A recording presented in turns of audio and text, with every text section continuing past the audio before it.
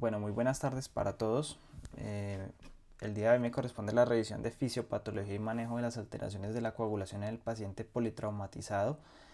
Hablaremos de la tromboelastrografía, la tromboelastrometría rotacional y el estudio CRASH 3. Mi nombre es José Alejandro García, soy residente de segundo año del programa de especialización en anestesiología de la Pontificia Universidad Javeriana Cali, y con un especial agradecimiento a la doctora Paula Guevara, quien es médica anestesióloga de la Clínica Versalles, quien ha sido mi tutora en esta revisión y quien es la docente titular de nuestro posgrado en la asignatura de trauma. Este es el contenido de nuestra revisión. Haremos una introducción, hablaremos de cómo la coagulopatía inducida por traumatismo es un agravante de la mortalidad, hablaremos de los factores de riesgo, posteriormente de la fisiología de la coagulación y la fisiopatología de la coagulopatía inducida por traumatismo, hablaremos de las pruebas viscoelásticas, sus fases, su utilidad clínica y sus patrones clínicos, finalizaremos hablando del estudio CRASH 3 y luego cerraremos con unas conclusiones.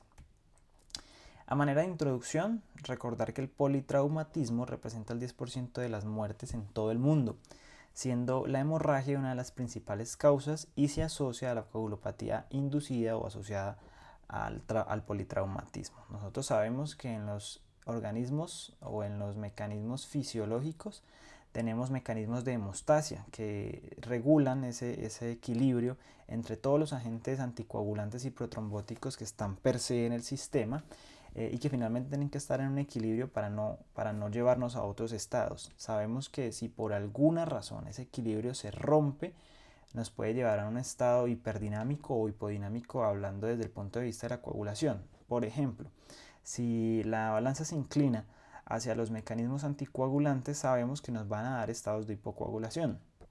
Por el contrario, si la balanza se inclina hacia los lados de los mecanismos protrombóticos, nos van a dar lugar a estados hipercoagulables.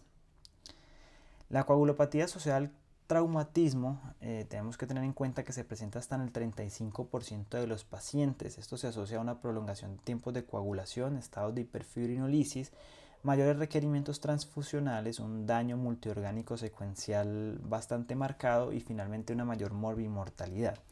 A pesar de que hoy en día sabemos bastante acerca de la coagulación, de los trastornos, de cómo manejarlos, esta coagulopatía asociada o inducida por el traumatismo obedece a unos mecanismos que hoy en día no son muy claros.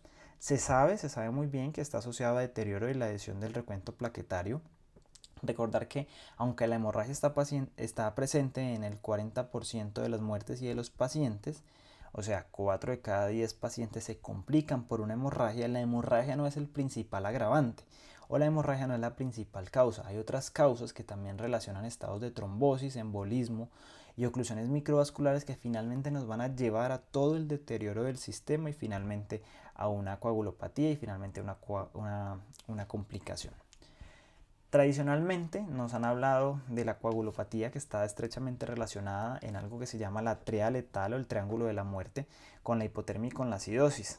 La coagulopatía inducida por traumatismo se asocia a un mayor riesgo o unas tasas elevadas de muerte en las primeras horas posteriores al trauma, precisamente por estos mecanismos que vamos a ver muy bien. La hipotermia, pues clásicamente se ha hablado básicamente en los estados hemorrágicos.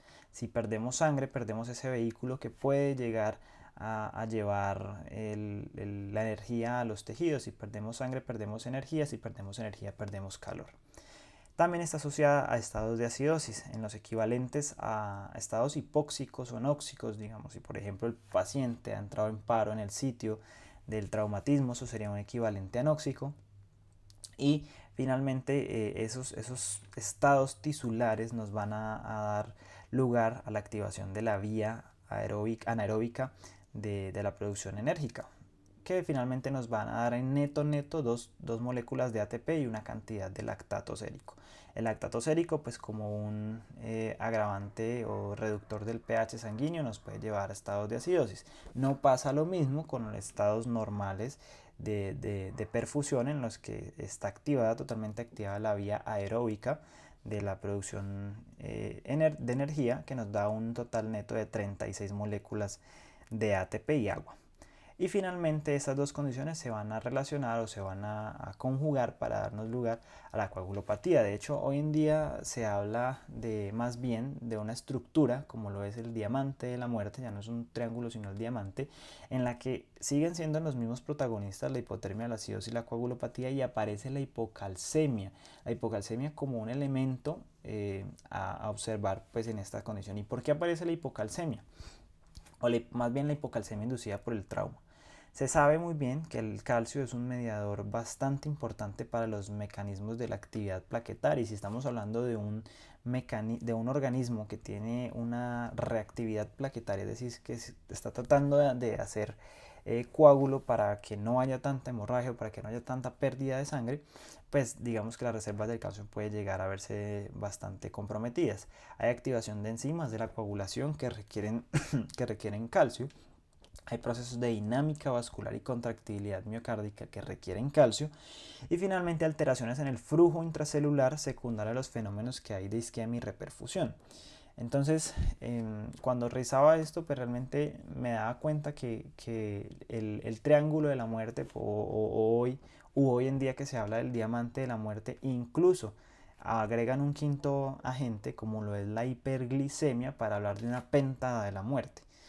Pero vemos finalmente cómo todos estos elementos realmente tienen un pequeño elemento antes o envuelven un elemento inmediatamente peor, como lo podemos ver en este gráfico: la hipoxia isquémica, la hiperglicemia, lleva hipocalcemia, finalmente acidosis, hipotermia, y finalmente todo esto lo envuelve en una coagulopatía. Realmente me hace acordarme de estas muñequitas que son matrioshkas de la cultura rusa, que finalmente tiene que cada una cabe inmediatamente encima de o dentro de la otra. Y finalmente esto es lo que también abarca toda la coagulopatía.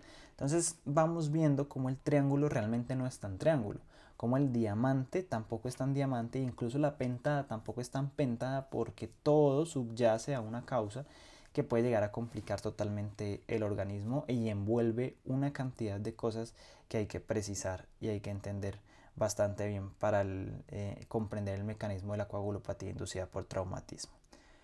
¿Cómo o qué factores de riesgo se comportan para que aumente la severidad de la coagulopatía inducida por el traumatismo? Bueno, hay ruptura de vasos de la microcirculación. Sabemos que pues, esto va a depender en cantidad de la cantidad de los vasos lesionados, y también va a depender de la extensión y del traumatismo. Nosotros sabemos que por área, o sea, por centímetros cuadrados, un equivalente capilar, o sea, los capilares, si son agregados así, son mucho mayores, el área es mucho mayor a la que puede tener un vaso bastante grande, como por ejemplo la arteria aorta. No estoy diciendo que una lesión en la aorta no sea bastante compleja, claro que lo es, y de hecho se reduce el tiempo de su manejo, pero si lo vemos desde el punto de vista de moléculas, o de tejido o daño al tejido, podemos ver como una gran cantidad de capilares pueden estar lesionados desde la microcirculación y nos puede dar un desenlace mucho peor. Esto nos puede dar lugar a hemorragias masivas. Las hemorragias masivas tienen un aumento de la acción de la tromboplastina tisular, y finalmente estados de isquemia, choque y paro cardíaco, como una interrupción del oxígeno que activa mucho más la agregación plaquetaria, y estos como equivalentes sistémicos a la hipoxia y a la anoxia, como habíamos visto previamente. Finalmente, el paciente llega a una unidad donde es manejado médicamente en estados que llegan a estados de isquemia, y se promueve para mantener la hemodinamia, para mantener el gasto cardíaco. Se establecen pues estrategias para restablecer el flujo. Pero es importante tener en cuenta acá, claramente esto es un pilar médico importantísimo que tenemos que hacer con el paciente para mantener su hemodinamia, pero hay que tener en cuenta que esto tiene un punto medio gris, y es que todo ese daño tisular que se ha hecho, digamos, en una parte específica del organismo, al haber restablecimiento del flujo, entra a la circulación sistémica todo ese flujo que puede llegarnos a mover todas esas sustancias proinflamatorias y el lactato que quizás en algún momento solamente estaban allí de forma tisular, y ya se pueden volver un agente totalmente sistémico en el paciente politraumatizado. Vamos a adentrarnos en la fisiología de la coagulación. Nosotros sabemos que los mecanismos de hemostasia o la hemostasia es un proceso que mantiene la integridad de un mecanismo circulatorio cerrado y de alta presión después de que hay un daño vascular. La hemostasia puede clasificarse en tres partes: la primaria, en donde hay un reclutamiento de activación de las plaquetas para formar un tapón inicial, un tapón plaquetario inicial; la secundaria, en donde ya hay activación del sistema de la coagulación con el objetivo de llegar a formar fibrina para que le dé estado de solidez al coágulo; y finalmente, cuando ya se ha reparado el daño vascular o tisular, se da lugar a un estado de fibrinolisis, que consiste en degradar básicamente el coágulo. Esto desde el punto de vista fisiológico. Vamos a hablar de la hemostasia primaria. La hemostasia primaria se describe en tres fases: una fase de adhesión, de activación y secreción, y fase de agregación. Y aquí estamos hablando como principal protagonista a la plaqueta. Digamos que tenemos una lesión subendotelial. Cuando hay una lesión subendotelial, hay exposición de una cantidad de elementos de la matriz extracelular de los vasos sanguíneos, pero finalmente será el colágeno, el que es una proteína que tenemos muy abundantemente alrededor del cuerpo humano.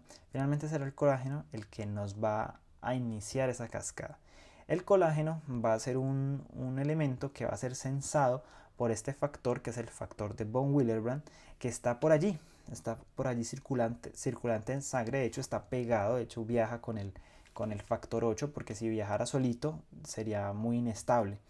Entonces él está allí viajando con el factor 8 pegadito, y él sensa que hay una lesión que ha expuesto el colágeno, y finalmente va a ser ese mediador que va a hacer que la plaqueta, mediante la glicoproteína 1B9, pues finalmente se vayan a pegar. Van a ser como esas manitos que se van a entrelazar allí para finalmente dar lugar a un aviso de una plaqueta. Y la plaqueta ustedes la ven allí, una plaqueta como redonda, como totalmente simple, porque realmente así viajan. Los trombocitos están así sin activarse, están así en sangre, viendo pues qué es lo que pueden llegar a reparar. Y no es hasta este momento, finalmente hasta este momento, en que la plaqueta ya toma la forma, como los libros y como nos han dicho que sea una plaqueta.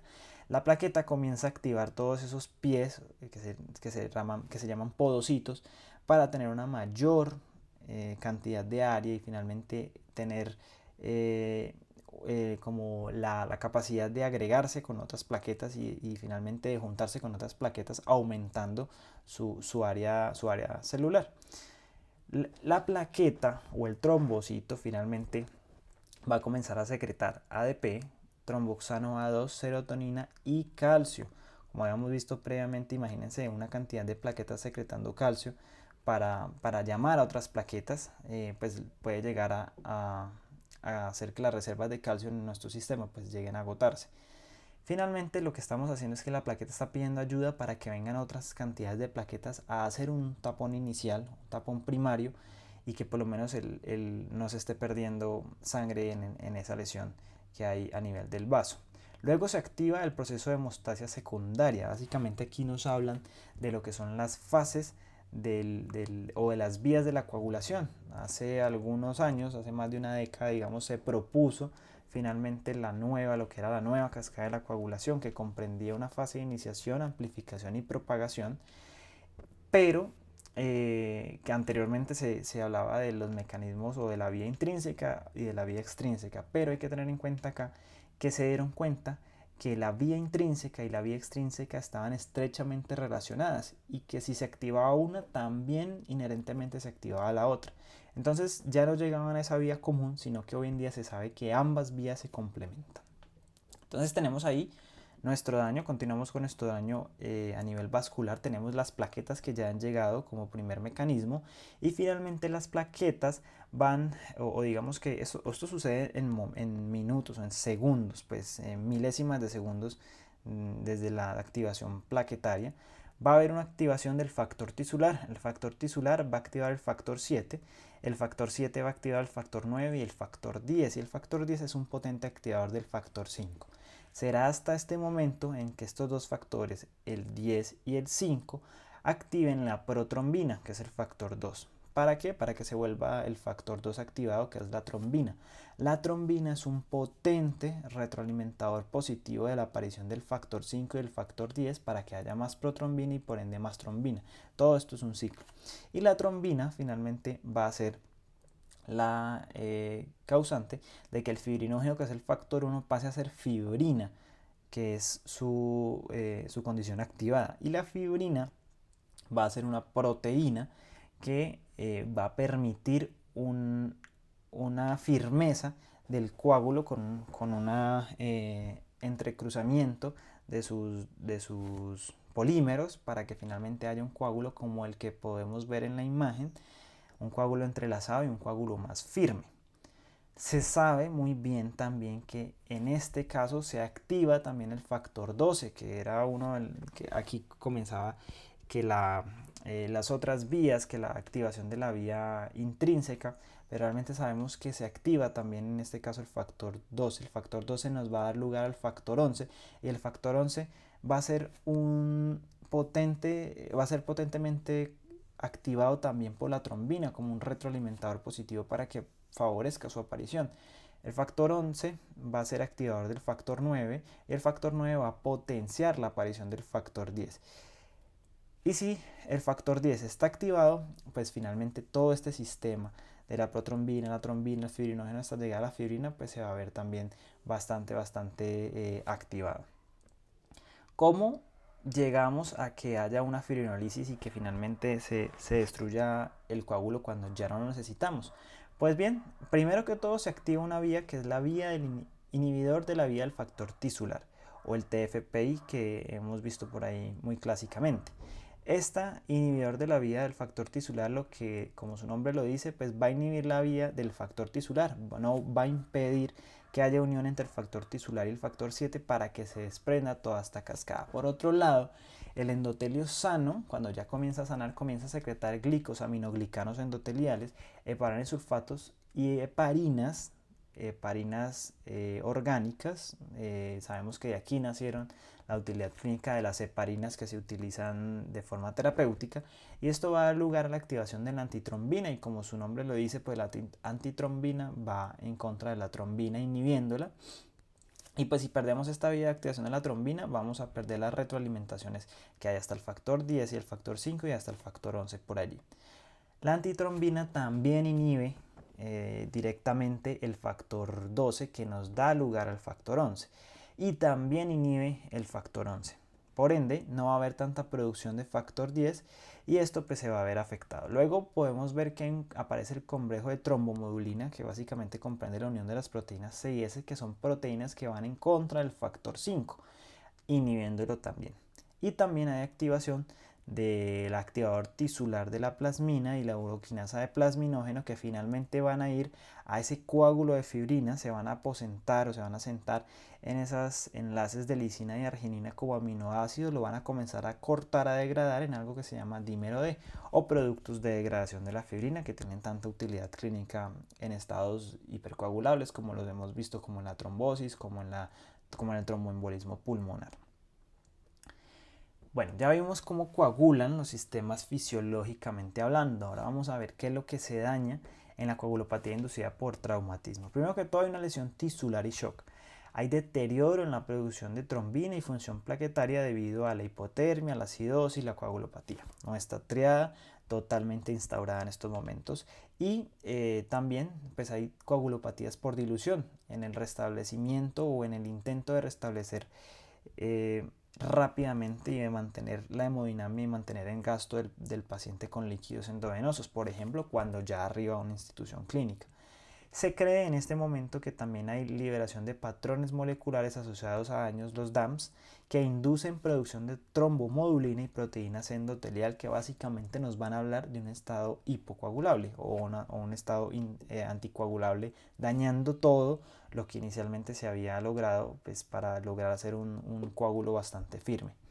Luego hay activación, y si hay una activación podría llegar a haber una reactivación y finalmente un agotamiento de lo que es la proteína C. Desde momentos tempranos se provocan niveles elevados de proteína C activada o APC, como podemos ver ahí en la literatura, y reducciones concomitantes de algunos factores como el 5 y como el 8 con el aumento de la fibrinolisis. Aquí hay que recordar que hasta el 33% de los pacientes tienen niveles elevados de proteína C, los 33% de pacientes asociados a un politraumatismo que están graves, y esto finalmente nos va a dar un estado de anticoagulación. Se cree a nivel celular que la proteína C tiene unas funciones citoprotectoras. Se cree que la aparición de esto en un lecho tisular ayuda o contribuye a la estabilización de las uniones endoteliales y epiteliales. Es una proteína antiapoptótica. Y finalmente ayuda con la excisión de histonas extracelulares, que esto nos va a dar lugar a daño también tisular.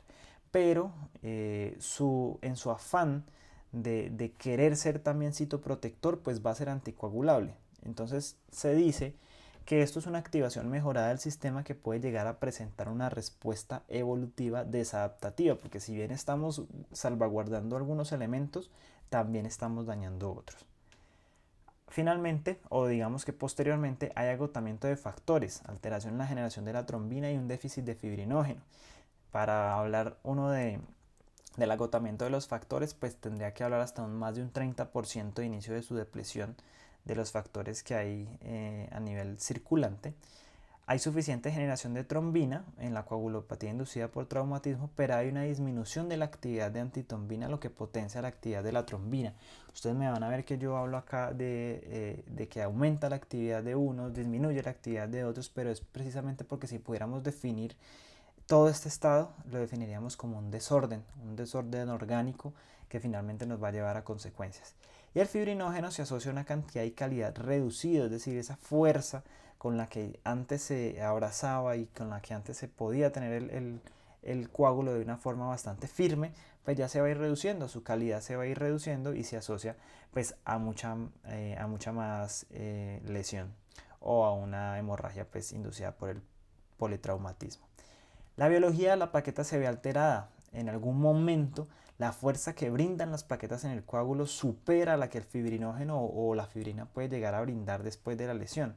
Hay una agregación plaquetaria excesiva y posterior trombocitopenia, posterior reducción de estos elementos, de los trombocitos, y esto no se sabe muy bien, pero se ha descrito ampliamente en la literatura que las transfusiones plaquetarias pueden llegar a aumentar la gravedad, la severidad y la morbilidad después de que hay una lesión y que se puede transfundir a un paciente.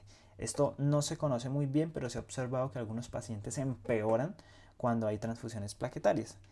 Precisamente si obedecemos este contexto de que la biología de la plaqueta pues se encuentra bastante alterada. Hay una fibrinolisis desregulada, hasta en el menos del 20% de los pacientes con traumatismos graves, pero se ha demostrado que la actividad fibrinolítica baja y puede llegar a causar oclusión microvascular de los órganos vitales.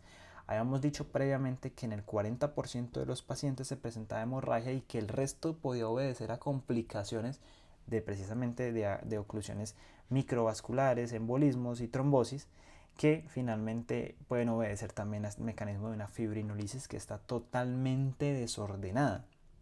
Y terminamos donde empezamos, que es la endotelopatía. Finalmente el endotelio se convierte en el protagonista principal y finalmente termina siendo lo que convoca a una gravedad del organismo, una gravedad del sistema del organismo. Hay degradación del glicocálex y después de un traumatismo con el aumento de catecolaminas, de prostaglandinas, de leucotrienos, de tromboxanos, se asocia a mucha más inflamación, a mucha más coagulopatía y por ende a mortalidad. Hay fuga endotelial con especies reactivas de oxígeno y con mayor permeabilidad en la barrera endotelial, que hace que esa lesión endotelial en donde nació todo para poderse compensar el sistema finalmente aquí termine descargándose. Eso en cuanto a la fisiopatología, ya vimos cómo se recorre un sistema fisiológico para la coagulación y qué es lo que se altera en la coagulopatía.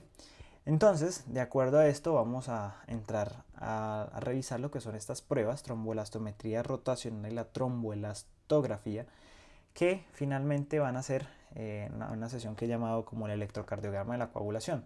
Estas son unas herramientas, que nos permiten medir las propiedades viscoelásticas de una manera mucho más dinámica, global y in vivo del paciente, para que nos hagamos una idea de qué es lo que puede estar fallando en estos contextos, sobre todo en el contexto del politraumatismo. Esto requiere unas máquinas, las máquinas requieren al menos 3 cc de sangre con un tiempo estándar para que se lea, es bastante rápido la verdad, de 15 minutos.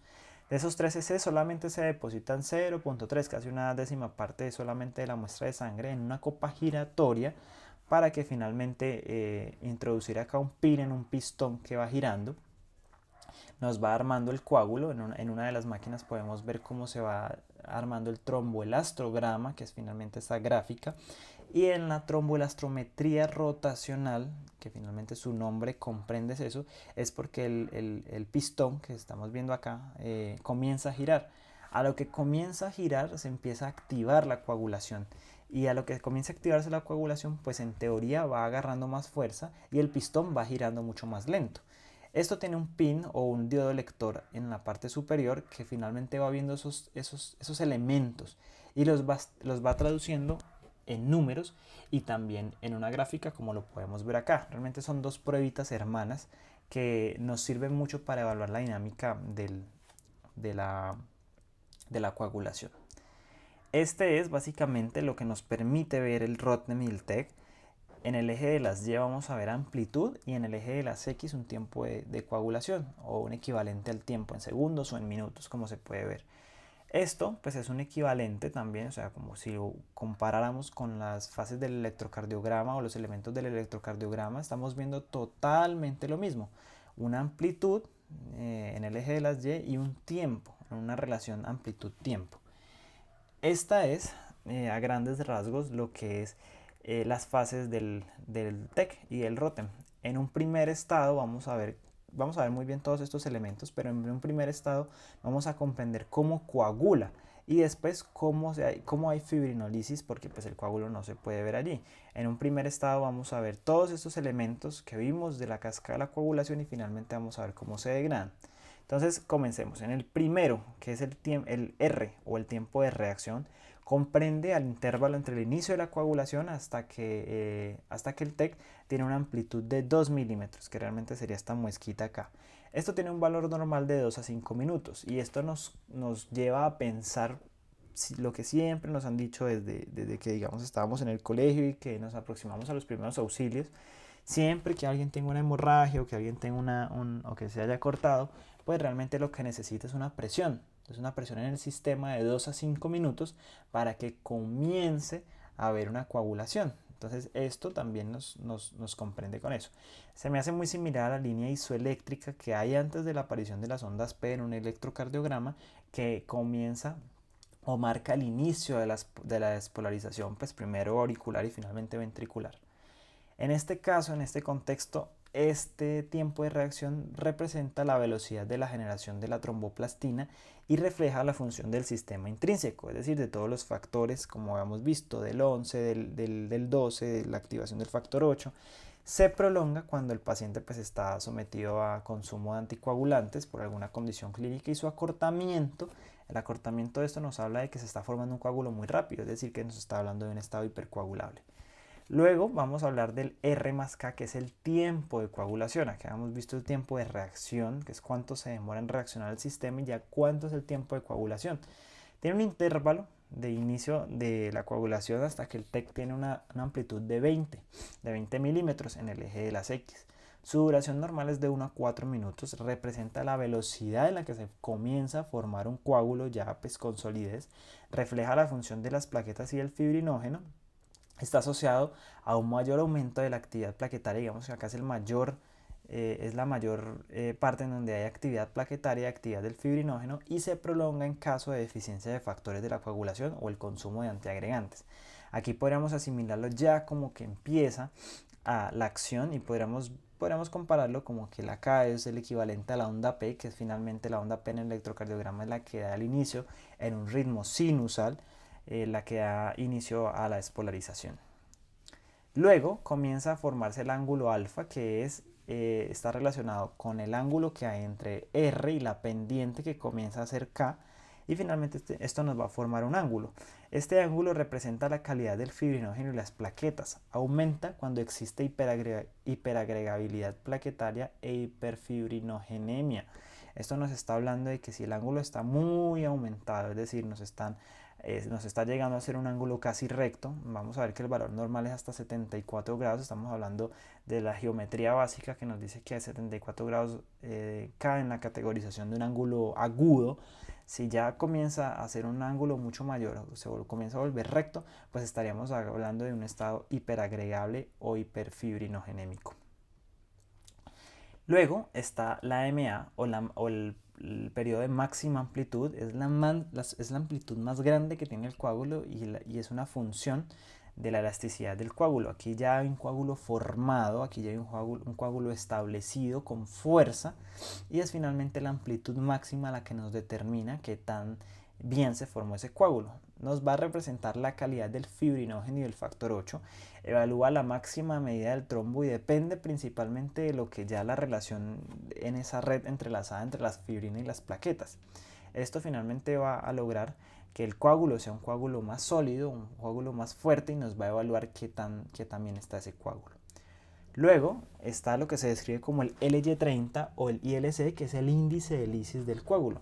Es la proporción del coágulo que ha presentado fibrinolisis en un tiempo determinado. El LY30 corresponderá a 30, los 30 minutos posteriores a la formación del coágulo. Incluso hay algunas veces en que se describe el LY60, que será el índice de lisis que hay a los 60 minutos de la formación del coágulo.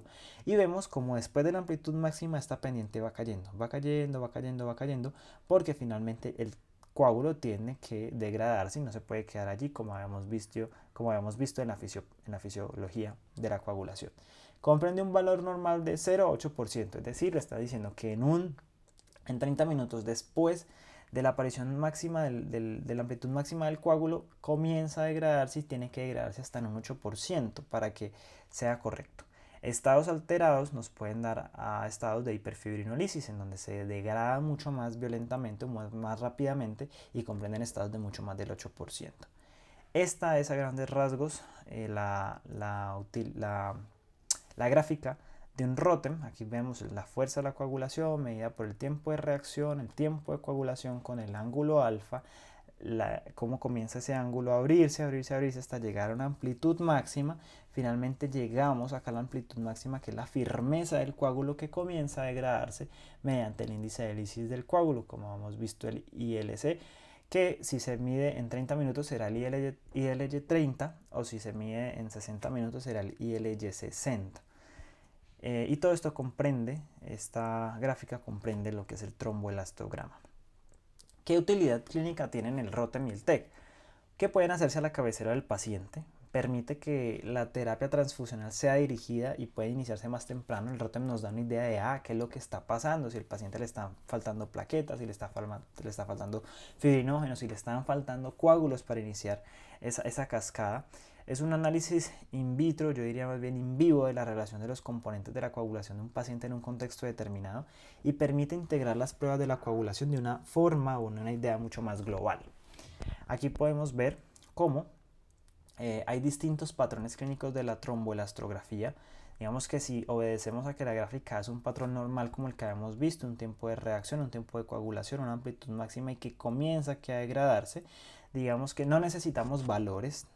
Aquí utilizaremos o seremos fieles a la cultura pragmática, que es lo útil y lo práctico de la interpretación de esto. Y si confirmamos que esto es una gráfica normal, pues nos podemos dar una idea de qué es lo que falla en las otras gráficas. Por ejemplo, en esta segunda gráfica aquí podemos ver que hay una cola como esta gráfica que está bastante aumentada. Si comparamos este tiempo de reacción con pues nos haría pensar inmediatamente que el tiempo de reacción de está muy, muy aumentado. Esta sería una gráfica correspondiente a un inicio prolongado de la coagulación. Es decir, estamos hablando de un paciente que puede estar inducido de forma terapéutica en estados de anticoagulación o de deficiencia de factores que nos van a dar un inicio prolongado de la coagulación. De hecho, aquí el ángulo está un poco caído y la pendiente de K también está un poco demorada. En la gráfica C podemos ver que, bueno, hay de pronto un tiempo de reacción un poco más prudente a comparación de este, pero la amplitud máxima a comparación de este, pues si lo vemos hacia grandes rasgos sería como la mitad de este. Este es un paciente con una amplitud máxima reducida.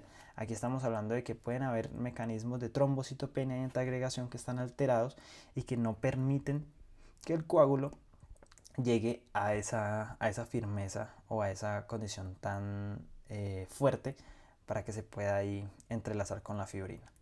En este estado vemos finalmente también hay un tiempo de reacción relativamente largo, hay un ángulo, ¿sí? Una amplitud máxima, pero la amplitud máxima tiene una caída de su pendiente bastante severa. Esto nos haría hablando o nos haría pensar en estados de hiperfibrinolisis, en donde habíamos visto que la fibrinolisis es pausada y que es bastante, digamos, demorada o retrasada en el sentido de que no es tan violento el cambio ni es tan abrupta la caída que hay de la pendiente, porque comprende hasta un 8% de la degradación del coágulo y se va a ir degradando de una forma más lenta. Pero en este caso no. En este caso vemos cómo hay una pendiente que cae de una forma abrupta y nos estaría hablando de un estado de hiperfibrinolisis. Aquí hay un tiempo de coagulación como bastante recortado y una amplitud máxima bastante sólida, o sea, bastante grande. Y es más, el ángulo alfa, como hemos visto acá, se acerca casi a un ángulo recto. Esto nos estaría haciendo pensar en un estado de hipercoagulabilidad. Miren que el tiempo está recortado, el ángulo alfa está básicamente recto y la amplitud máxima está muy aumentada. Esto nos habla de estados hipercoagulables en los que nos haría pensar que esa firmeza y esa velocidad en la que se forma el coágulo pues está bastante acelerada. Esta es una gráfica típica de un paciente que está sufriendo de una coagulación intravascular diseminada. Es una alteración de la coagulación, es una coagulopatía en la que primero pues hay estados de hipercoagulación de una forma muy abrupta hasta que finalmente nos pasa a estados más tardíos de hipocoagulación. Aquí vemos cómo esta gráfica se parece mucho a esta en sus primeros espacios, pero aquí ya hay una fibrinolisis pues bastante marcada. Y en este caso, pues tenemos un tiempo de reacción aumentado, una amplitud máxima bastante reducida. Nos haría pensar también, digamos, en un paciente que tiene una coagulación intravascular diseminada en un estado tardío, porque ya se han agotado todos los elementos de las plaquetas, de los factores, y finalmente nos va a llevar a la producción de un pobre, y por pobre me refiero a un coágulo bastante débil. En uno de los algoritmos de manejo, para hacernos una idea de estas gráficas, nos dicen, ¿usted tiene disponibilidad donde usted trabaja de las pruebas viscoelásticas? ¿Sí o no? Es una respuesta dicotómica que usted tiene que dar. Si usted no tiene disponibilidad de estas pruebas, porque entendemos que estas pruebas viscoelásticas no están presentes en todas las instituciones clínicas, nos vamos por acá. Si usted no tiene este lugar, pues usted no tiene en su lugar de trabajo una disponibilidad, pues haga caso de las pruebas convencionales. En caso de que sí lo tiene, esto es un algoritmo sugiriente de lo que usted puede hacer. Si el tiempo de coagulación está activado y es mayor a 140, el tiempo de coagulación activado es mayor a 140 segundos, habíamos visto que el tiempo de coagulación puede demorarse hasta 5 minutos. Pero si estamos hablando de un paciente en el contexto de un trauma, en un trauma bastante severo, un paciente urgente, un paciente emergente que será llevado a una intervención quirúrgica, pues no hay que pensarlo por más de 140 segundos. El 140 segundos comprende alrededor de minuto y medio, en donde pues puede llegar a valorar que el paciente puede llegar a estar iniciando un estado de coagulopatía. Aquí la sugerencia es póngale 2 unidades de plasma, 10 unidades de crioprecipitados y 1 unidad de plaquetas. Si está entre 139 y 111 segundos, póngale 2 unidades de plasma. ¿Cómo está ese ángulo alfa? Si está menor a 63 grados, aquí vamos a ver que los valores están un poco como reducidos, pero es porque estamos hablando del contexto de un paciente emergente o un paciente crítico, en donde el tiempo pues es vida. Menor de 63 grados en un ángulo alfa, pues es sugiriente que el paciente le pueden poner 10 unidades de crioprecipitado o concentrado de fibrinógeno a razón de 70 miligramos por kilo intravenoso. ¿Cómo está esa amplitud máxima? Si está caída, si es menor a 55 milímetros, el paciente puede requerir un CUPS de plaquetas. Y si ese tiempo de lisis del coágulo está mayor a 7.5, estamos hablando de un estado hiperfibrinolítico, pues el paciente podría beneficiarse del manejo con ácido tranexámico a razón de 1 gramo intravenoso. Si desafortunadamente no tenemos estas pruebas convencionales, podríamos dar lugar a las pruebas que siempre hemos utilizado, como considere transfusión de unidades de glóbulos rojos en el paciente que tiene una hemoglobina menor a 7. Si el INR está mayor a 1.5, pues considere la transfusión de 2 unidades de plasma. Y si el fibrinógeno sérico está menor de 1.5, comprenda o intente, pues agregarle al paciente o administrarle un concentrador de fibrinógeno a razón de 70 miligramos por kilo o 10 unidades de crioprecipitados. Si el recuento plaquetario, aquí toda esta terapia es dirigida por objetivos, tenemos un objetivo de unas plaquetas mayores a 100.000, pues considera la transfusión de plaquetas si lo requiere en este contexto el paciente. Finalmente el calcio, que habíamos visto en nuestro diamante de la muerte. Finalmente, ¿qué hacer con el calcio? Bueno, nos hablan inicialmente o prácticamente de que el calcio que tiene que ser medido es el calcio iónico, que es aquel calcio que no está unido a proteínas y que normalmente tiene un valor en adultos de 4.8 a 5.6 miligramos decilitro o de 1.15 a 1.4 milimoles por litro. Tradicionalmente no nos hablan del calcio iónico en razón de unidades de miligramos por decilitro, sino milimoles por litro. Digamos que este estudio es un estudio, pues, digamos, viejito del 2007, en los que nos dice, en el contexto de un paciente politraumatizado, usted tiene un calcio iónico que está entre 1 y 1.12, infúndale 2 gramos de gluconato de calcio a cerca de 2 horas. Y si el paciente tiene menos de 1 milimol por litro de calcio iónico, infunda 4 gramos de gluconato cálcico a razón de 4 horas. Esto pues con todas las medidas de cómo se debe administrar en volúmenes pequeños de 100 a 150 mililitros de dextrosa o en solución salina, todo por una vía central. Pero luego en el año 2022 aparece este estudio que hace parte de una revista de medicina de emergencias en el año 2022, en las que nos dice que actualmente no hay un consenso y un grado de represión del trauma del calcio en el que uno pueda llegar a tomar decisiones. Pero se sabe que conforme vaya pasando la hipocalcemia hay un aumento de la morbimortalidad. Por lo tanto, pues debemos asegurar al paciente lograr una meta de calcio iónico mayor a 0.9 milimoles por litro, o de forma práctica que a un paciente después de una primera unidad de hemoderivado, porque asumimos que ya se ha gastado mucha del calcio orgánico, pues agregue 1 gramo de calcio después de la primera unidad y agregue 1 gramo de calcio por cada 4 unidades después de cada uno de los hemoderivados. Para finalizar, hablaremos de este estudio que se llama Los efectos del ácido tranexámico y cómo impactan en la muerte, en la discapacidad y en los eventos vasoclusivos y en otras condiciones de morbilidad en los pacientes que han tenido una injuria traumática o un traumatismo craneoencefálico. Este tipo de estudio es un ensayo clínico multicéntrico aleatorizado y controlado con placebo que se llevó a cabo en 175 hospitales. Fue llevado a cabo en el año 2019 y publicado en The Lancet, que es una revista que conocemos que es de alto impacto. Su población objetivo fueron adultos con traumatismo craneoencefálico que se encontraban dentro de las primeras 3 horas posteriores a la lesión y que tenían una puntuación en la escala de coma de Glasgow de 12 o de menos, y cualquier sangrado intracraneal guiado por TAC y ningún sangrado extracraneal de forma importante.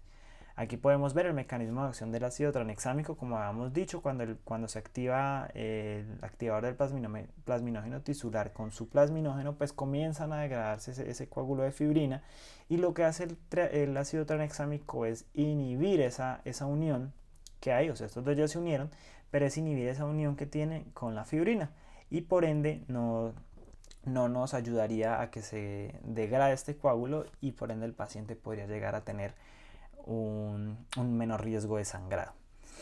Este fue básicamente el diagrama. Ellos tuvieron la población con traumatismo craneoencefálico con las especificaciones que dijimos previamente. Tenemos un grupo de ácido tranexámico con 4.613 pacientes y un grupo placebo con 4.514. A estos pacientes de ácido tranexámico se les dio una carga de 1 gramo durante 10 minutos seguido de una infusión de un gramo durante 8 horas, y el outcome primario, digamos el resultado primario, querían ver qué tan relacionada estaba la muerte con la lesión de cabeza dentro del hospital a los 28 días posteriores en pacientes que fueron asignados al azar dentro de las 3 horas posteriores a la lesión. Ellos tuvieron en cuenta todas las causas de muerte, tanto si el paciente hizo una sepsis, como una injuria renal, una descompensación de una falla cardíaca, una crisis hiperglicémica y por ende falleció. Ellos enlazaron todas las causas posibles de desenlaces fatales. Estos fueron los resultados. Ellos se dieron cuenta que si vemos acá en esta primera parte de la gráfica, los pacientes que tenían una valoración del Glasgow, de la escala de coma de Glasgow, que era de moderada a leve, o sea, es decir, estamos hablando de una puntuación de 9 a 15, pues realmente el ácido tranexámico se comportó como un factor protector. Acá vemos una caja bastante pequeñita, digamos que no tiene mucho peso y su intervalo de confianza pues es bastante grande. Pero si vemos en este caso en los pacientes que tenían un politraumatismo categorizado como severo con una escala de coma de Glasgow de 3 a 8, pues vemos que realmente aquí toca la línea del 1 y finalmente el intervalo de confianza tiende a ser más pequeño, el cajón tiende a ser un poco de más peso, pero no se comporta, no pareciera que se comporta, por lo menos nos da un resultado bastante indefinido porque precisamente roza esta línea que es el 1. Lo mismo pasa con los pacientes, es decir, aquí nos tenemos que ir pensando que en pacientes como que están un poco más graves, porque por ejemplo, en los pacientes que tienen ambas reactividades pupilares, el ácido tranexámico mostró mejores resultados a aquellos que no presentaron una reactividad pupilar, como lo podemos ver acá, que no mostró un factor protector importante. En conclusión, teniendo en cuenta todo esto, el promedio nos dio un rombo acá que roza la línea del 1 y si nos vamos a la epidemiología o la traducción literal de la epidemiología, pues no podríamos sacar conclusiones a ver si favorece o no favorece el ácido tranexámico a estos pacientes que han tenido un politraumatismo. Pero pues si dilucidamos cada uno de estos, pues podríamos ver que hay mejores resultados en aquellos que están un poco mejor a comparación de aquellos pacientes que han tenido un trauma severo. Estos fueron los resultados que ellos dijeron o que plantean. El riesgo de muerte relacionada con una lesión de cabeza fue hasta el 18.5% versus 19.8% en el grupo paseo, con una RR de 0.94 que nos estaría hablando, estamos ahí a unos punticos de convertirnos en un factor protector. En los pacientes con un puntaje de la escala de coma de Glasgow de 3 o de pupilas biliares no reactivas, los resultados fueron de 12.5 en el grupo ácido tranexámico frente a 14 del grupo paseo. Esto nos hace pensar que la reducción del riesgo de muerte relacionada con una lesión en la cabeza y administración de ácido tranexámico en pacientes que han tenido una lesión de cabeza de leve a moderada se comporta con un RR 0.78, es decir, que se comporta como un factor protector, pero a comparación de eso, en pacientes con lesión de cabeza grave se comporta con un RR 0.99, allí casi rozando el 1, y no se ha encontrado una evidencia clara de su reducción. Aquí podemos verlo. Ellos tuvieron en cuenta, como lo mencioné anteriormente, todas las complicaciones posibles. El riesgo de eventos vasculares y oclusivos y otras complicaciones fue similar en los grupos. No hubo evidencia de que el ácido tranexámico aumentara el accidente cerebrovascular fatal o no fatal con un RR de 1.08 y el riesgo de convulsiones tuvo un RR de 1.09. Ellos mencionan acá que no hay evidencia, digamos que no hay evidencia, no es tan seguro, pero nos están mostrando en términos de riesgo relativo. Y si somos obedientes a la lectura literal de la epidemiología, pues en teoría estaríamos hablando de que el RR pues pasa el 1 por bajos punticos, pero se estarían comportando como un factor de riesgo que aumenta 1.08 veces y 1.09 veces respectivamente las dos condiciones que ellos nos presentan. Aquí está la gráfica final. Digamos que a comparación del estudio CRASH 2 que se publicó en el 2011, que fue realizado entre el 2005 y el 2010 y que incluso tuvo más pacientes que este estudio, porque el CRASH 2 tuvo alrededor de 20.000 pacientes y este tuvo 12.000, alrededor de 12.000.